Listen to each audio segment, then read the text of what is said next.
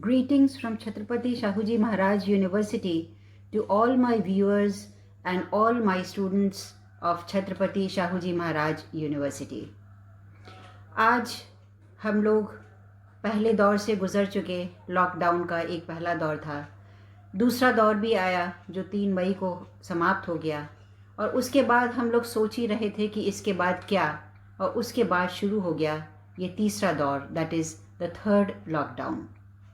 What are we doing during this period? और ये क्यों लॉकडाउन हुआ, ये आज आपको सभी को मालूम ही है कि इसकी वजह है एक कोरोना वायरस। ये कोरोना वायरस क्या है जिसने हमारी ज़िंदगी को पिछले कुछ महीनों से बिल्कुल ही बदल दिया है। आज इस वीडियो के माध्यम से मैं आपको कुछ इस कोरोना वायरस के बारे में बताने जा रही हूँ। Something about this virus, about it's transmission, और कैसे हम इस वायरस से बचकर निकल कर आ सकते हैं। So here we are with a few words for you. ये कोरोना वायरस क्या है? ये एक माइक्रो ऑर्गेनिज्म है। कई तरह के माइक्रो ऑर्गेनिजम्स होते हैं और उनमें से एक है वायरस। ये वायरस बना होता है एक न्यूक्लियर मटेरियल से, जिसे हम जेनेटिक मटेरियल कहते हैं, जो आरएनए या डीएनए से बन सकता है। लेकिन ये जो वायरस है, कोरोना वायरस, ये आरएनए से बना हुआ है और इसके ऊपर प्रोटीन की एक कोटिंग है। यदि हम साइंटिफिकली कहें तो this corona virus belongs to the family corona viridae. अब ये आपको थोड़ा सा मुश्किल लगा होगा। अब चलिए देखते हैं इसका जो नामकरण, सभी के नामकरण होते हैं, इसका भी नामकरण हुआ और इसका नाम रखा गया कोरोना। इसका इटियोलॉजी अगर हम देखें तो इसका नाम का ओरिजिन हुआ है वर्ड क्राउन से। आपने देखा है ना सबने, क्राउन, क्राउन क्या होता है? मुकुट, जिसके ऊपर स्पाइक्स निकले रहते हैं, जो दिखाता है कि ये महाराजा है, ये राजा है। तो एक क्राउन वाली एक फीलिंग होती है।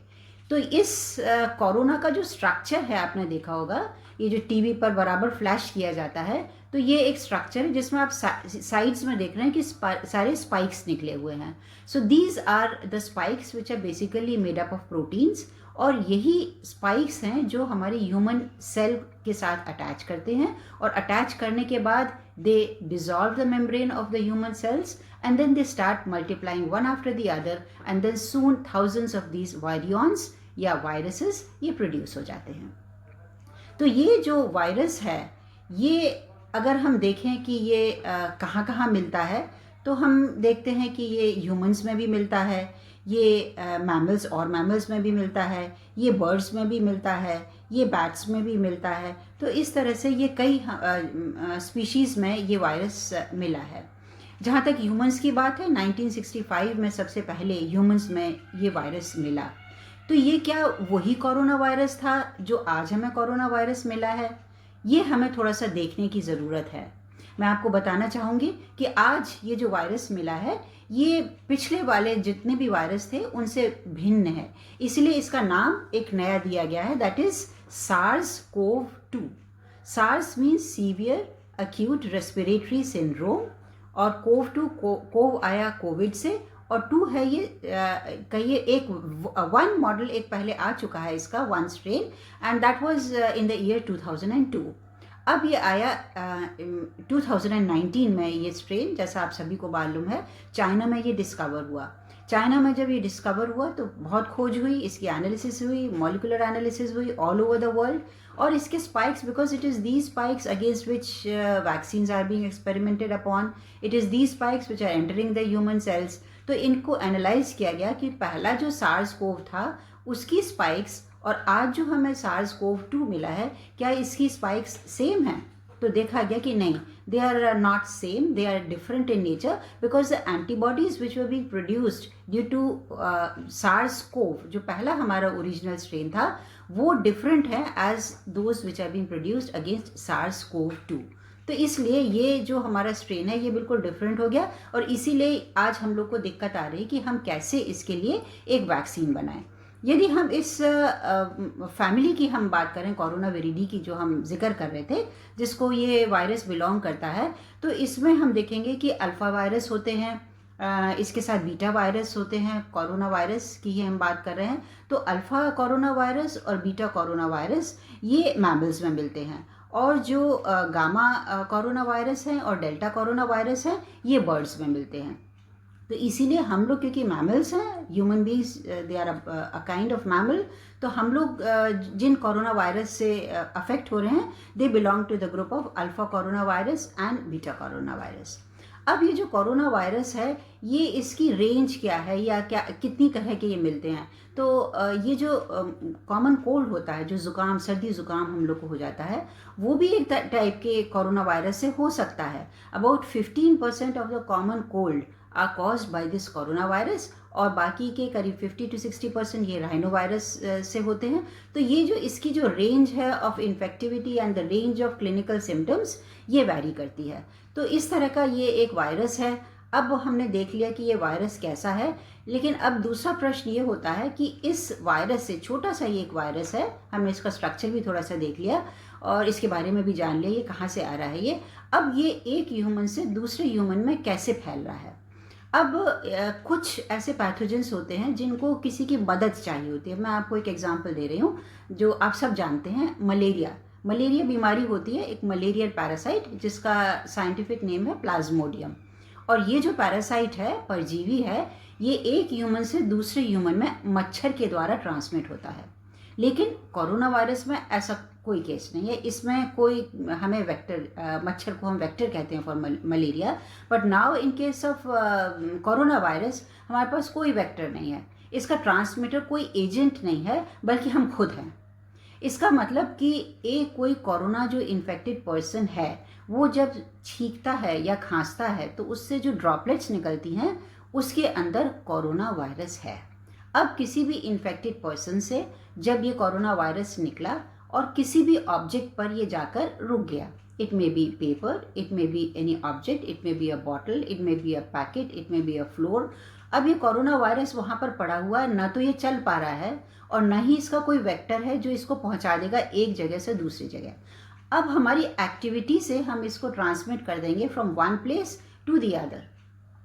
अब ये हमारे ऊपर अब डिपेंड कर रहा है कि हम कैसे, अब प्रश्न ये उठता है कि एक ये वायरस है और हम हैं, हम कैसे इससे बच के निकलें। अब हमें बच के कैसे निकलना है, जो भारत सरकार आज आपसे बार बार कह रही है, दैट इज सोशल डिस्टेंसिंग, जिसकी वजह से ये थर्ड लॉकडाउन भी किया गया कि हम लोग एक दूसरे से डिस्टेंस मेंटेन करें। जब हम डिस्टेंस मेंटेन करेंगे तो ये virus from one person to the other ये ट्रांसमिट नहीं हो पाएगा। So that is a primary thing which we have to do. We have to adopt this social distancing very rigorously. हमें इसमें कोई भी हमें केयरलेसनेस नहीं दिखानी है। We have to adopt this social distancing. हमें एक दूसरे के पास नहीं आना है। दूसरा काम हमें जो करना है, वो हमें एक मास्क पहनना है। मास्क हम इसलिए पहन रहे हैं क्योंकि हम, ये जो एजेंट है, ये निकल भी नाक और मुंह से रहा है और हम इसको ले भी नाक और मुंह से अंदर जाएंगे। तो इन्फेक्टेड पर्सन यदि है, उसका वायरस बाहर नहीं निकलेगा जिससे कि दूसरे लोग इन्फेक्ट हो जाएं, और जो अनइन्फेक्टेड लोग हैं वो अगर मास्क लगाएंगे तो they will not allow the entry of the virus inside their body. So we have to use this mask also. अब हमने, मान लीजिए कि हमने ये सब भी किया, लेकिन समहाउ और द अदर हमारे शरीर पर ये वायरस आ गया है। अब ये हमारे नाक और मुंह में कैसे जाएगा? हमारे हाथ के द्वारा जाएगा। इसीलिए बार बार कहा जाता है कि रिपीटेडली अपने हाथों को आप धोइए, आप सैनिटाइज़र को आप यूज़ कीजिए, और इस तरह से आप इस वायरस को आप मार देंगे। तो हमें इन प्रिकॉशंस के साथ हमें इस वायरस से लड़ना है। और कुछ बातें मैं उनके लिए भी बता दूं कि जो लोग फ्रीक्वेंटली बाहर जा रहे हैं, तो how they should take special precautions so that they do not bring the virus into their homes. वो जब भी बाहर जाएंगे तो मास्क तो पहनेंगे ही, सैनिटाइज़र भी अपने साथ लेंगे और चश्मा भी लगाएंगे, जिससे कि आपके फेस जितना आपका प्रोटेक्टेड रहेगा, उतने ही chances of infection from the virus will be less. अब आप जब बाहर जा रहे हैं, आप गाड़ी से जा रहे हैं, आप स्कूटर से जा रहे हैं, आप बाइक से जा रहे हैं, आपके पास एक चाबी भी होगी, आप एक बैग भी लेकर जाएंगे, तो आप कोशिश ये कीजिए कि आपके 2 बैग्स आप रखें। एक बैग जिसमें आप सामान लेकर आएंगे, उसको लाने के बाद आप दूसरे में ट्रांसफ़र कर दीजिए, और इस बैग को आप ड्राई होने के लिए 3 दिन के लिए इसको बाहर रख दीजिएगा। धूप में रखिए। Ultraviolet rays are the best disinfectants. अब हमने जो सामान हम लेकर आए हैं ये आप सब देख ही रहे हैं, हम किस तरह से इनको सोडा वाटर में या साबुन के पानी से हम वॉश करके इनको यूज़ करेंगे। और जो भी हमारे कपड़े हम बाहर से लाएंगे उनको हम अलग रख देंगे, अलग वॉश करेंगे, बाकी के कपड़ों के साथ हम नहीं वॉश करेंगे। इसी के साथ हमारे जो फुटवेयर हैं वो उनके साथ अगर कोई कोरोना वायरस लग कर आ रहा है उसको भी हम लोग ये कोशिश करेंगे अपने फुटवेयर्स को हम घर के बाहर ही रखेंगे और घर में अपने अंदर दूसरे फुटवेयर्स पहनेंगे। तो let us take these precautions. हम ये कोशिश करेंगे कि हम इस वायरस को किसी भी तरह अपने घर के अंदर ना आने दें।